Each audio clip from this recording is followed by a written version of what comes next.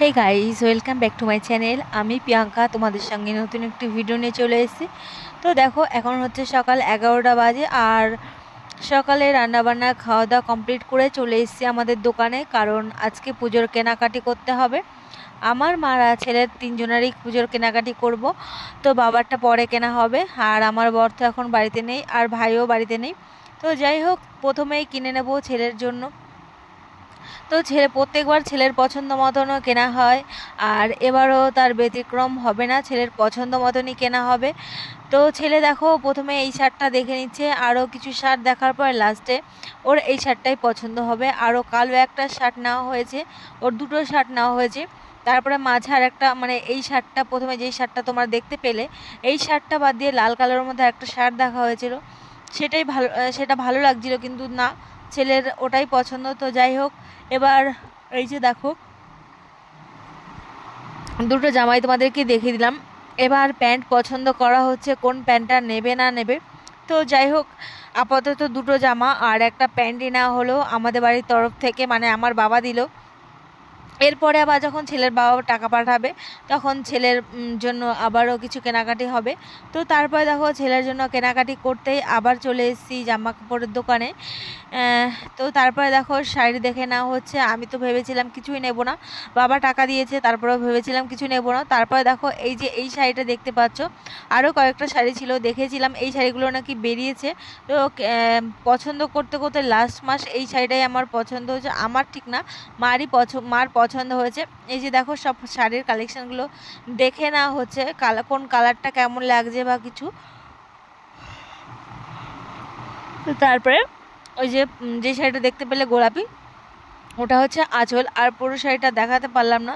তো এই যে দেখো, ইসের মধ্যে ক্যাটালগে রয়েছে, তো ওখানটায় দেখিয়ে দিলাম। তো আমি তো খুলে ফেলেছিলাম, আর এই দাদাটা বলছে যে পুরোটা খুলো না, তাহলে আমার বাড়ির বউকে পরাতে হবে আর বিক্রি করতে পারবো না, ঠিক মতন ভাঁজ না করতে পারলে আবার অসুবিধা। আর আমি তখন বলছিলাম যে বড় বড় দোকান তো খুলে দেখায়।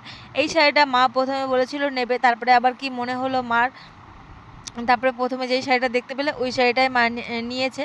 তারপরে দোকানে গেলে যেটা হয় আর কি, নেব না করেও নেওয়া হয়ে যায়। কোনো একটা জিনিস দেখলাম, পছন্দ হয়ে গেল, নিয়ে নিলাম, সেটাই হয়েছে আমার ক্ষেত্রে। তো যাই হোক, এখানটায় দেখো আমি মা দুজন মিলে শাড়ি দেখাদেখি করছি, আর তোমাদেরকে তো বলেইছি যে মার জন্য কোন শাড়িটা নেওয়া হয়েছে। বাড়ি এসে তোমাদের আর এক্সট্রাভাবে ভিডিও করিনি। তো যাই হোক, আলাদাভাবে আর ভিডিও করা হয়নি। তো এখানটায় যেহেতু ভিডিও করা হয়েছে, তোমাদেরকে বলে দিলাম যে কোন শাড়িটা মার জন্য নেওয়া হয়েছে। মার শাড়িটা অনেকটাই দামি, আর আমারটা মোটামুটি, খুব দামিও না আবার খুব কমাও না। তো যাই হোক, আগের তো 3টে কুর্তি রয়েছে, কুর্তি চুড়িদার রয়েছে। তো তারপরে সেই 3টের মধ্যে একটাও পরিনি। বর দুটো দিয়েছিল, আমার মা একটা দিয়েছিল জন্মদিনে। তো সেই 3টের মধ্যে থেকে একটাও পরিনি, তাই জন্য ভেবেছি যে নেব না। তারপরে দোকানে গেলাম, আর মা বলছিল নে। তো তারপরে আমিও যেই শাড়িটা নিয়েছি সেটাও তোমাদেরকে দেখাবো। আর ঘরের জন্য নিজেরা শাড়ি কিনলাম, জামা কাপড় কিনলাম, কিন্তু ঘরের জন্য একটা বেডশিট না কিনলে নয়, আমার ভালো লাগে। তো যাই হোক, তারপরে একটা বেডশিটও কেনা হয়েছে, সেটাও তোমাদেরকে দেখাবো। আর এই যে দেখতে পাচ্ছ, শাড়ি এখনও সিলেকশন হয়নি, আর তারপরে সিলেকশন হয়ে যাওয়ার, আমি যেহেতু অনেক দিন বাদে ভিডিওটা এডিট করতে বসেছি, তাই তোমাদেরকে বলে দিতে পারলাম যে কোন শাড়িটা নেওয়া হয়েছে। তো এই শাড়িটাকেও দেখা হয়েছিল নেব কি নেব না করে, তারপরে তো এগুলো আর নেওয়া হয়নি। ওই যে আমি আর একটা দেখতেই পাবে তোমরা আর কি, ওই যে সাইডে, আমার ডান সাইডে যে শাড়িগুলো রয়েছে, ওর মধ্যে থেকে একটা শাড়ি নেব। ওই যে দেখো, নিচে নিয়েও রেখেছি, আকাশি কালারের আর কি, আকাশি কালার বলবো না নেভি ব্লু বলবো, বুঝতে পারছি না। তো যাই হোক, এই শাড়িটা নেওয়া হয়েছে। আর এই যে মাকে বলছিলাম যে এইটা নেবা না এইটা নেবা, দেখো ভালো করে। তো সেই হিসেবেই সিলেকশন হচ্ছে। আর এই যে আমার শাড়িটা যে নিচে রয়েছে, এই শাড়িটাও বেশ সুন্দর, আমার তো বেশ পছন্দ হয়েছে।